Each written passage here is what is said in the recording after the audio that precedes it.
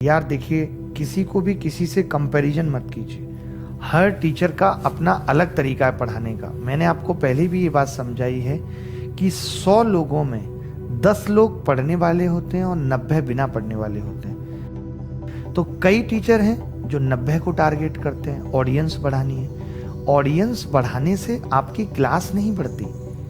मैंने कितनी बार पहले भी कहा है कि अमित बढ़ाना और अगर जाकिर खान की बात की जाए तो जाकिर खान के सब्सक्राइबर अमित बढ़ाना से बहुत कम है, but class of Zakir Khan Amit बढ़ाना से बहुत ज़्यादा है। ये खुद अमित बढ़ाना मानते हैं। आप सोचिए, तो सारी चीज़ें क्या हैं कि क्लास से मैटर करते हैं कि आप किस ऑडियंस को, सबकी अपनी अपनी अलग ऑडियंस है। अब लोग निरहुआ को बेकार बताते हैं, या लोग रवि किशन या जितनी भी भोजपुरी एक्ट्रेस हैं उनको कहते हैं अरे उनकी क्लास नहीं। उनकी क्लास उनकी ऑडियंस के हिसाब से है। तो हर एक इंसान की अपनी अलग ऑडियंस है। समझ रहे हैं आप? अगर वही चीज दीपिका पादुकोण करने लगे आपको जो निरहुआ कर रहा है, ऐसा नहीं हो सकता। या जो दीपिका पादुकोण कर रही है वो निरहुआ करने लगे, नहीं हो सकता। सबकी अपनी अपनी क्लास है। जिसको जो ठीक लगता है कि हमारे ऑडियंस को ये पसंद है वो देगा। नंबर ऑफ ऑडियंस से आप ये जज नहीं कर सकते अब कि भाई ये बंदा ज्यादा महान है और ये कम महान है। अब कलाम साहब के तो उतने फॉलोअर्स नहीं थे जितने मोदी जी के। क्यों भाई, मैं गलत बोल रहा हूँ? कलाम साहब के उतने फॉलोअर्स नहीं थे जितने मोदी जी के। तो क्या कलाम साहब बेहतर नहीं है मोदी जी से?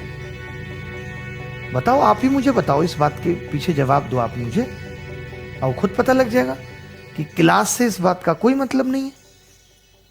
समझ रहे हो कि नहीं?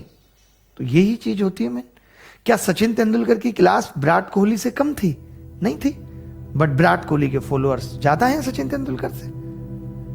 तो फॉलोअर्स ज़्यादा होना, आपके व्यूअर्स ज़्यादा होना से आपकी क्वालिटी का कोई मतलब नहीं है। हो सकता है कि आप अब मान लेते हैं फॉर एग्जांपल कि मैं आईएएस वाले बच्चों को गणित पढ़ा रहा हूँ। भाई मेरा ऑप्शनल भी मैथ्स था, तो मुझे देखने वाले कितने बच्चे होंगे? पूरे भारत में मैथ से पेपर देने वाले ही 400-500 लोग होते हैं। तैयारी करने वाले मान लेते हैं 1000 लोग होंगे। 1000 में मुझे कितने देखेंगे? 10 या 20।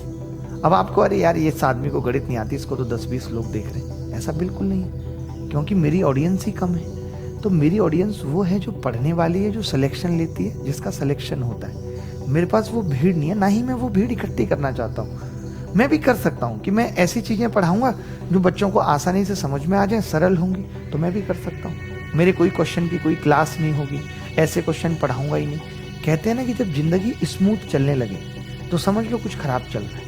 ऐसे जब क्लास स्मूथ चलने लगे तो समझो कुछ खराब चल रहा है। अगर आपको लगे कि कोई टीचर आपको पढ़ा रहा है और सब कुछ समझ आ रहा है, तो समझो कुछ गड़बड़ चल रही है। कहीं ना कहीं कुछ ना कुछ कम समझ जरूर आएगा, तो समझो टीचर ठीक पढ़ा रहा है, यानी वो पढ़ा रहा है जो पेपर में आता है, नहीं तो सबका सिलेक्शन हो जाएगा। तो अब ये बार बार एक ही बात मत कहिए, ठीक है? अच्छा नहीं लगता सुन के। आराम से शांति से पढ़िए जो पढ़ाया जा रहा है और चुप बैठ के पढ़िए।